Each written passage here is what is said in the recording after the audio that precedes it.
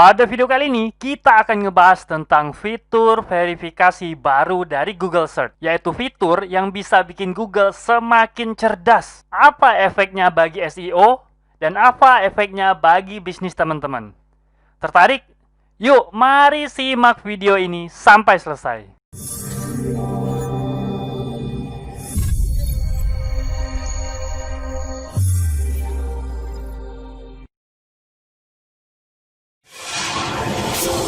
Assalamualaikum warahmatullahi wabarakatuh. Ketemu lagi bersama saya Kanada Kurniawan dan masih di channel kita Projasa Web.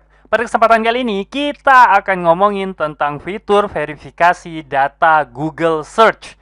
Nah, seperti apa fitur verifikasi ini dan apa pengaruhnya bagi SEO serta bisnis teman-teman? Yuk, mari kita langsung aja masuk ke beritanya. Jadi, sebenarnya saya sudah cari-cari kemana-mana, tapi ternyata saya tidak menemukan rilis dari Google bahwa fitur ini sudah keluar gitu ya. Yang saya dapatkan hanyalah sebuah artikel pada Search Engine Roundtable. Nah, pada artikel tersebut ada beberapa screenshot yang menunjukkan fitur ini sudah bisa diakses. Nah, ini contohnya. Saat seseorang mencari tentang SpongeBob, ini salah seorang pengguna Google itu mendapati sebuah tombol baru yang muncul, yaitu verifikasi tentang fakta. Nah, pada tombol ini menanyakan tentang siapa sih pengisi suara dari karakter SpongeBob tersebut. Dan kalau teman-teman klik tombolnya, maka akan muncul seperti ini. Nah, Google menanyakan apakah yang mengisi suara dari SpongeBob itu Tom Kenny. Nah, jika ya, teman-teman tinggal yes, atau teman-teman kalau nggak tahu ya klik not sure. Nah, seperti inilah fitur baru dari Google Search tersebut. Selain contoh ini, fitur verifikasi data Google Search ini juga muncul pada panel pengetahuan atau knowledge panel yang ada pada Google. Nah, ini contohnya. Saat teman-teman cari Toronto Blue Jays, nih ada seorang pengguna Google yang mendapati tombol yang serupa, yaitu menanyakan di mana letak kantor utama dari Toronto Blue Jays ini. Nah, tentu saja dengan adanya fitur baru ini, Google akan mendapatkan banyak sekali masukan yang live langsung dari para pengguna Google.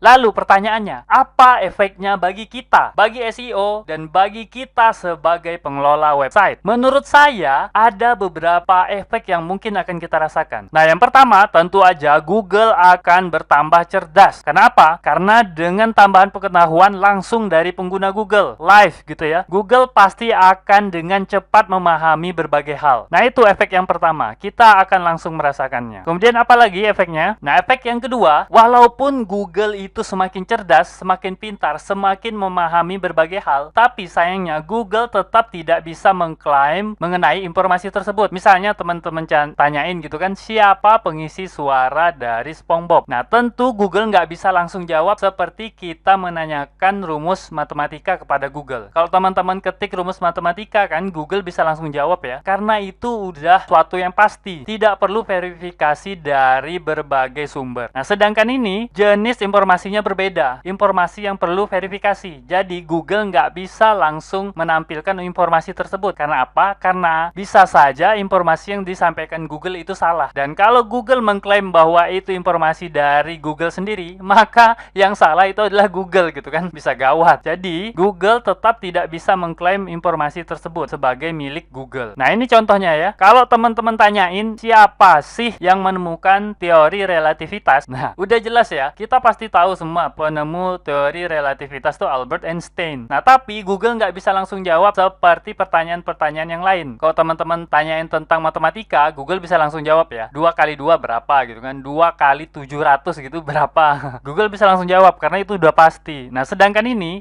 Google masih ragu-ragu gitu. Jadi, untuk informasi-informasi seperti ini, Google belum berani langsung memberikan jawabannya karena Google belum mampu memvalidasi bahwa jawaban tersebut benar. Nah, ini kita akan berlanjut kepada efek yang ketiga. Nah, efek yang ketiga adalah tentu Google jadi butuh pihak ketiga sebagai sumber informasinya. Dalam hal penemu teori relativitas tadi, nah ini Google perlu pihak ketiga, yaitu sebuah website lain itu kan, website pemerintah itu kayaknya ya.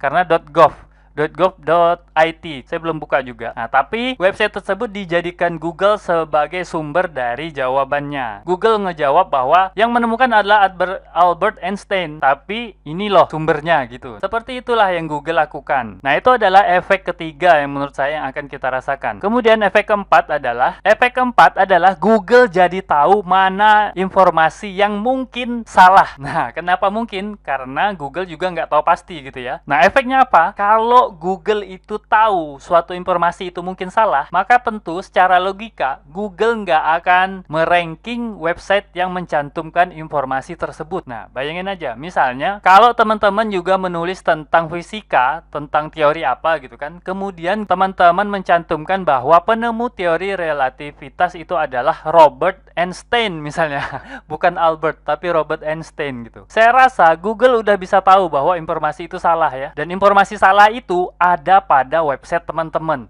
Nah, bayangin. Artinya, kemungkinan besar Google akan menilai bahwa halaman website teman-teman yang mencantumkan informasi salah itu sebagai halaman yang kurang memiliki kualitas. Dan tentu saja itu akan berdampak pada ranking yang akan teman-teman dapatkan. Nah, setelah kita membahas 4 efek yang mungkin terjadi itu, sampailah kita pada kesimpulan. Nah, jadi kesimpulannya, melihat perubahan ini, kita tahu bahwa Google akan semakin cepat, Google akan semakin pintar, akan semakin cerdas, dan bahkan bisa membedakan informasi yang salah. Oleh karena itu, jangan sampai kita sebagai penyedia konten menyampaikan informasi yang salah. Kita harus validasi seluruh informasi yang kita sampaikan pada halaman website kita. Nah, kalau kita terlalu sering menyampaikan informasi yang salah, tentu aja bukan halaman website kita yang dinyatakan sebagai berkualitas rendah, tapi bisa jadi website kita secara keseluruhan dinyatakan sebagai website yang memiliki kualitas rendah. Nah, untuk itu teman-teman harus meriset segala sesuatu yang teman-teman sampaikan. Kalaupun teman-teman nggak bisa ngeriset, paling nggak teman-teman harus mencantumkan sumber dari fakta yang teman-teman sampaikan. Nah, mungkin sebagai salah satu contoh yang bisa teman-teman lakukan, teman-teman bisa memberikan referensi. Nah, ini seperti yang ada pada website saya, itu saya memberikan referensi pada bagian bawah itu ya, Search Engine Roundtable. Nah, karena apa? Karena sebagian besar informasi yang saya sampaikan pada artikel ini juga berasal dari Search Engine Roundtable. Nah, ini salah satu contohnya untuk menghindari menyampaikan informasi yang salah kepada pengguna kita. Nah, itu ya, itulah pendapat saya ya. Menurut saya seperti itu. Saya nggak tahu apakah ini langsung berdampak sekarang, tapi untuk jangka panjang, saya yakin hal ini pasti akan berdampak. Oleh karena itu, jika menurut teman-teman pendapat saya ini benar, teman-teman boleh coba praktekkan seperti apa yang saya praktekkan. Saya yakin dalam jangka panjang ini akan berdampak positif buat website teman-teman. Nah, oke, mungkin itu saja informasi yang dapat saya sampaikan pada video kali ini. Semoga aja apa yang saya sampaikan itu dapat bermanfaat buat teman-teman.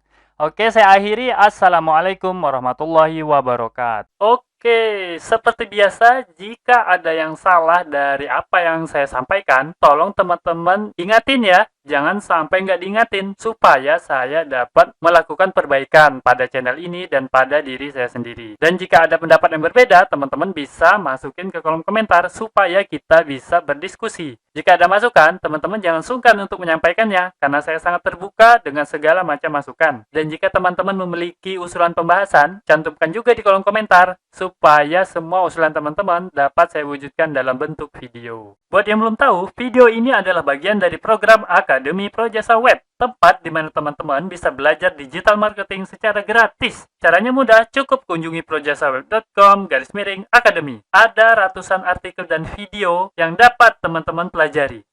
Jika ada pertanyaan mengenai materi, teman-teman tinggal hubungi saya melalui email info@projasaweb.com. Gratis tanpa biaya apapun. Harapannya dengan program ini semakin banyak orang yang memahami digital marketing.